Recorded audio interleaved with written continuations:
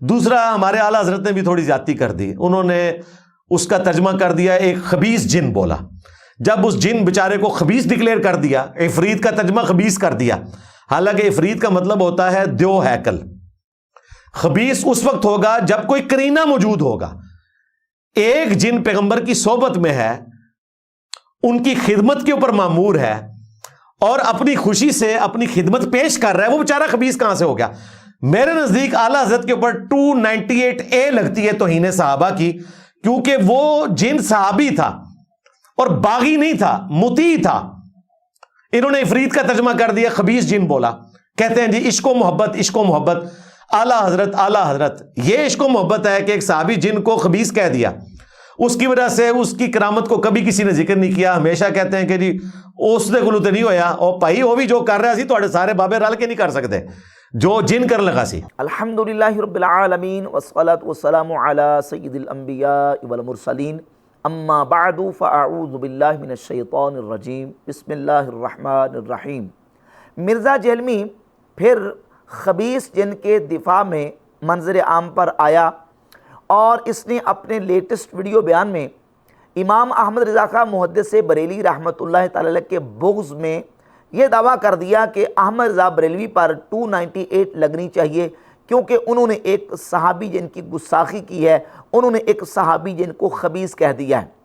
असल में मिर्ज़ा जेहलमी की परेशानी यह है कि मिर्ज़ा जेहलमी को इमाम अहमद रज़ा खां मुहद्दिस बरेली रहमतुल्लाह तआला अलैह के ख़िलाफ़ चाहे एक खबीस जिन को मोमिन मुत्तकी परहेज़गार सहाबी भी साबित करना पड़ जाए तो ये साबित करने पर तुल जाएगा। बस किसी न किसी सूरत में इमाम अहमद रज़ा बरेलवी उनके मकाम को डिग्रेड करना और उनसे लोगों को नफ़रत दिलाना मकसूद है। जबकि जिस जिन को इमाम अहमद रज़ा खां मुहद्दिस बरेली रहमतुल्लाह तआला अलैह ने खबीस कहा है, वो दर हकीकत यकीनन खबीस था।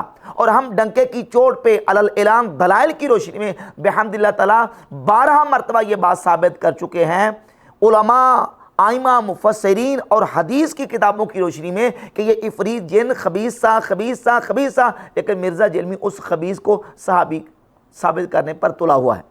दूसरी वजह मिर्ज़ा जेहलमी के उस खबीस जिन को सहाबी साबित करने की ये है कि चूंकि अपने लिए भी ये कह चुका है कि वो भी क्या दिन थे जब हम जिन थे, अब हम द्यो हैं, जिन्नों के भी प्यो हैं। वो भी क्या दिन थे, हाँ हम भी एक जिन थे, आज हम द्यो हैं, जिन्नों के भी प्यो हैं। हाँ। चूंकि अपने आप को द्यो भी कहता है और जिन्नों का प्यो भी कहता है। अल जिन्सु यमीलु इला जिन्सिही, जिन्स अपनी जिन्स की तरफ माइल होती है। चूंकि खुद भी अपने आप को द्यो कहता है तो उस खबीस जिन का दिफा करने के लिए ये इस तरह की कार्रवाई करके इमाम अहले सुन्नत इमाम अहमद रज़ा खां मुहद्दिस बरेली रहमतुल्लाह के खिलाफ हर्ज असराई कर रहा है। और फिर तीसरी बात जो काबिल गौर है वो ये है कि एक तरफ मिर्ज़ा जेहलमी का जो तरीक़ाकार है वो नबी पाक मुहम्मदुर रसूलुल्लाह सल्लल्लाहु अलैहि वसल्लम के सहाबा इकराम रज़ियल्लाहु ताला अन्हुम के बारे में बिल्कुल वाज़ेह है। नबी पाक अलैहिस्सलातु वस्सलाम के सहाबा पे तान भी करता है, उनके बारे में अपनी ज़बान तान दराज भी करता है। वो आदिल फुज़ला सहाबा इकराम साहिबान फ़जीलत, जिनकी फ़जीलत पर मुहद्दिसीन आइमा ने बाकायदा हदीस की किताबों के अंदर चैप्टर्स और अबवाब कायम किए, उनके बारे में ज़बान खोलते कभी इसकी ज़बान नहीं लड़खड़ाई और कभी इसको इस बात का ख्याल नहीं आया कि ये रसूलुल्लाह सल्लल्लाहु अलैहि वसल्लम की जानसार वफ़ादार सहाबा हैं। लेकिन एक तरफ हुजूर के सहाबा के खिलाफ ज़बान खोलता है और दूसरी तरफ एक खबीस जिनको सहाबी साबित करने पर तुला हुआ है और कहता नहीं जी सहाबी जिनकी गुस्ताखी होगी, जबकि दर हकीकत वो जिन जो इफरीत था वो खबीस जिन था। बिहम्दिल्लाह ताला मैंने इससे कबल कई साल पहले मिर्ज़ा जेहलमी ने जब इस इशू को उठाया, हमने दलाइल के साथ मिर्ज़ा जेहलमी को मुस्कित जवाबात दिए और उन जवाबात के मिर्ज़ा जेहलमी के पास कोई जवाब नहीं है। लेकिन चूंकि इसकी एक आदत है कि इसने बार बार उन चीज़ों को रिपीट करना होता है, बार बार उन इतराज़ात को दोहराना होता है, हर नई वीडियो के अंदर उन चीज़ों को बार बार हाईलाइट करता है, तो हमारी मजबूरी है कि हम अवाम अहले सुन्नत के ईमान अकीदे के तहफ़्फ़ुज़ के लिए उन चीज़ों का फिर बार बार हमें जवाब देना पड़ता है। जबकि उस इफरीत जिन के हवाले से मैं कई एक बयान तफसील के साथ रिकॉर्ड करवा चुका हूँ कि वो खबीस था और उस पर आइमा अहले सुन्नत की और मुहद्दिसीन की तसरीहात मौजूद हैं। और हदीस से मैंने साबित कर दिया, सही बुखारी की 3423 नंबर हदीस में मौजूद है कि नबी पाक सल्लल्लाहु अलैहि वसल्लम की बारगाह अक़दस में एक इफ़रीत जिन आया। अब हदीस में है कि इन्ना इफ़रीतम मिनल जिन्नी तफल्लतल बारिहता लियक़ता अलैया सलाती। नबी पाक सल्लल्लाहु अलैहि वसल्लम फरमाते हैं कि एक इफ़रीत जिन रात मेरे पास आया ताकि वो मेरी नमाज को तोड़वाए, मेरी नमाज को ख़राब करे। कौन जिन? इफ़रीत जिन। अब ये इफ़रीत जिन होता कौन सा जिन है? इमाम इब्ने हजर अस्क़लानी फ़तहुल बारी शरह सहीह बुखारी में इसी हदीस की तशरीह में लिखते हैं कि ये इफ़रीत जिन खबीस था। इमाम बदरुद्दीन ऐनी उम्दतुल कारी शरह सहीह बुखारी में इसी इफ़रीत जिन के बारे में कहते हैं कि वो इफ़रीत जिन खबीस था। फिर इसी तरह इमाम नसाई की अस-सुनन कुबरा के अंदर एक रिवायत मौजूद है कि नबी पाक सल्लल्लाहु अलैहि वसल्लम ने फरमाया कि एक इफ़रीत जिन जालल इफ़रीत यदनु, वो इफ़रीत जिन मेरे करीब आ रहा था। जनाब जिब्रील अमीन अलैहिस्सलाम ने आके मुझे कलिमात बताए कि आप ये कलिमात पढ़ेंगे तो ये दूर हो जाएगा। रसूलुल्लाह सल्लल्लाहु अलैहि वसल्लम की बारगाह अक़दस में आने वाला वो इफ़रीत जिन भी खबीस था।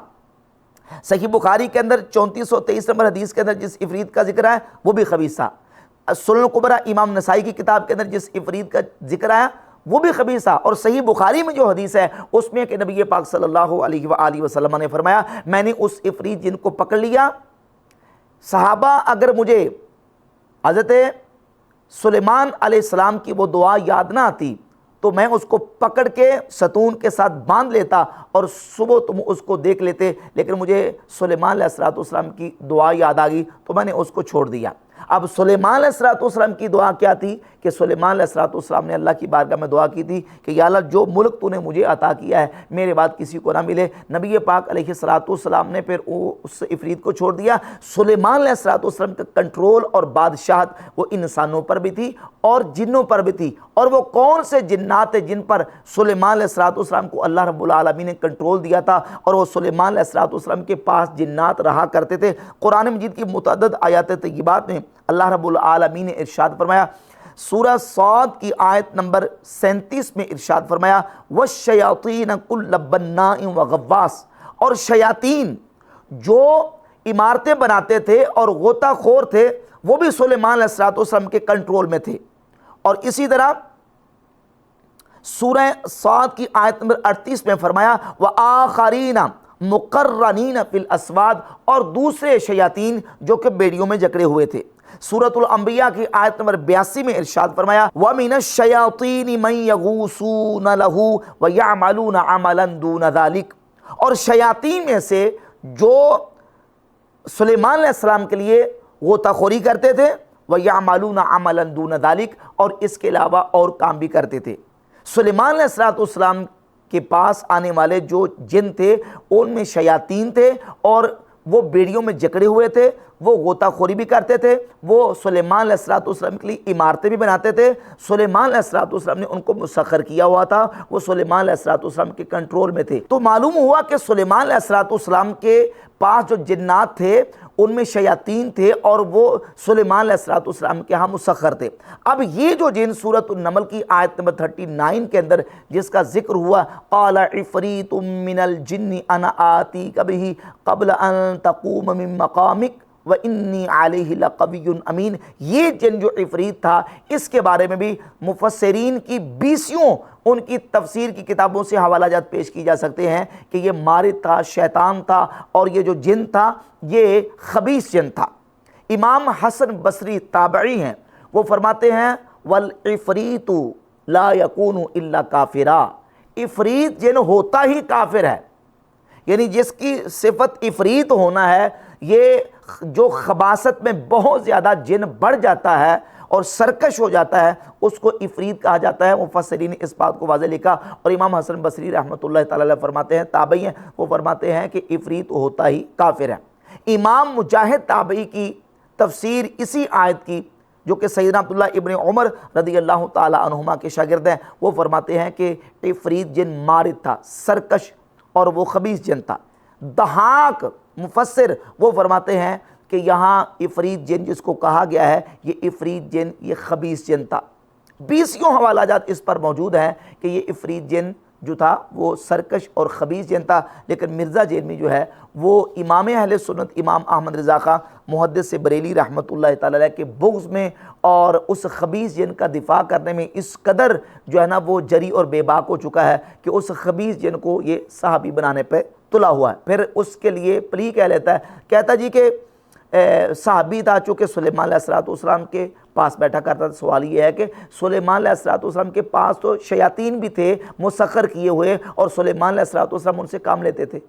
इस इफरीत जिन का सहाबी होना तुम किस तरह साबित करोगे, जैसे जबकि मैं हदीस से साबित कर चुका हूँ कि इफरीत जिन शरारती होता है। वो नबी पाक अलैहिस्सलाम की नमाज को तुड़वाने के लिए आया, हुजूर की नमाज को ख़राब करवाने के लिए आया। इमाम हसन बसरी, इमाम मुजाहिद ताबई, इमाम दहाक ताबई और आइमा मुफस्सरीन की मैं किताबों से और उनकी तफसीर से हवाले दे चुका हूँ कि ये इफरीत खबीस था, मारिद था, सरकश था, शैतान था। फिर कहता है कि चूँकि वो सुलेमान अलैहिस्सलाम के सामने उसने ये कहा था कि मैं आपका मुती हूँ, तो लिहाजा मुती जो जिन है वो तो साबी होगा।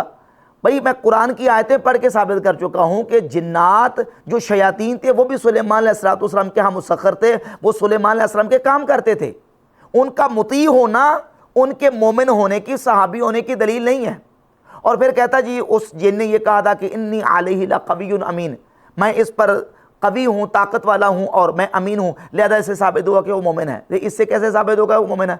उसने अपना कवी होना, ताकतवर होना वो बताया है और यकीनन वो ताकतवर था कि उसने ये कहा कि मैं आपकी महफिल बर्खास्त होने से पहले आपकी बारगाह में मलका बिल्कीस का तख्त लेके आऊँगा और मैं इस तख्त को लाने में अमीन हूँ।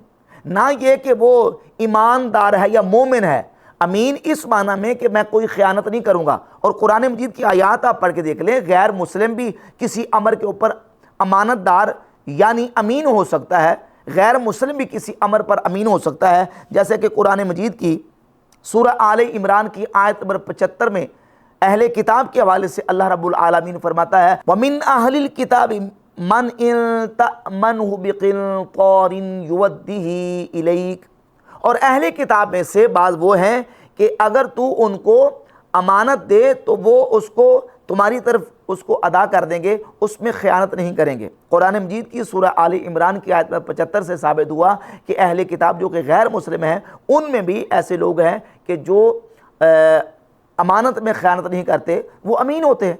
तो अमीन होने से उनका मोमिन होना साबित नहीं होता। तो उस इफरीत जिन का किसी सूरत में मोमिन होना, मुस्लिम होना साबित नहीं है, बल्कि मुफस्सिरीन और ताबईन से जो तफसीर है, इमाम मुजाहिद ताबई, इमाम हसन बसरी और दहाक ताबई और बहुत सारे मुफस्सिरीन ने इस जिन के बारे में, इफरीत के बारे में लिखा कि ये सरकश था, मारिद था, खबीस था, सारे मुफस्सिरीन ने लिखा। तो इसका मतलब ये है कि ये जो 298 तौहीन सहाबा की दफ़ा है वो फिर इमाम मुजाहिद ताबी पे लगेगी, इमाम हसन बसरी पे लगेगी, दहाक ताबी पे लगेगी और दीगर मुफस्सिरीन जिन्होंने और दीगर शारहीन जिन्होंने इफरीत का माना जो वो खबीस किया उन सब पे लगनी चाहिए।